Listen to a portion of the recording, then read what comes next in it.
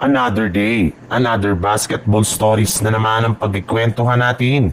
At ngayon nga, yung pag-uusapan natin ang balitang pagkuha ng Los Angeles Lakers kay Chris Paul at ang balitang pagkuha ng Golden State Warriors kay Kevin Love.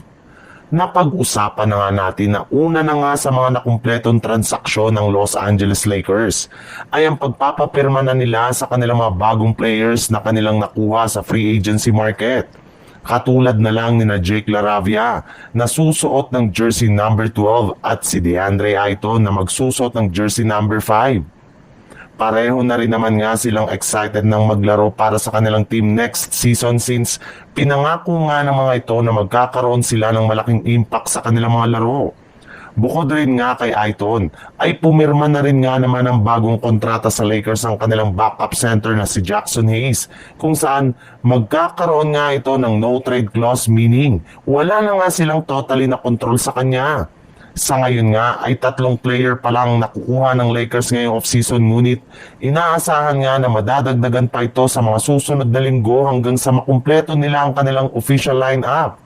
At isa nga sa mga target nila ditong player ay si Chris Paul na magkakaroon na lamang ng natitirang 1 taon para makuha ang kanyang kauna-unahang kampyonato sa NBA since inaasahan nga na magre-retiro na ito next year. Sa ibang balita naman, matapos nga ang ilang araw na pananahimik ng mga team sa trade market, ay bigla na lamang ang may lumabas na isang 3-team trade ngayong araw kasama ang mga kupunan ng Los Angeles Clippers, Miami Heat at Utah Jazz. Bali dito nga ay nakuha ng Los Angeles Clippers si John Collins. Nasungkit rin naman nga dito ng Utah Jazz si na Kevin Love, Kyle Anderson at isang 2027 second round pick, habang ang Miami Heat nga ay nakuha dito si Norman Powell. At kasabay ng paglabas ng ganitong klaseng balita, ay ikinumpirma na rin naman nga po ngayon na tatanggalin o i-waive agad ng Utah Jazz ang kanilang nakuhang bagong player dito na si Kevin Love na magiging isa ng ganap na unrestricted free agent.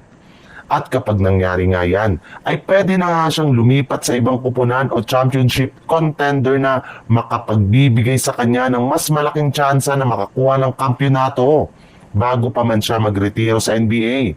At isa nga sa mga team na plano siyang kunin ngayon ay walang iba kundi ang Golden State Warriors na nangangailangan ngayon ng isang big man na ipangpapalit nila sa naiwanang pwesto ni Kevin Looney sa kanilang lineup.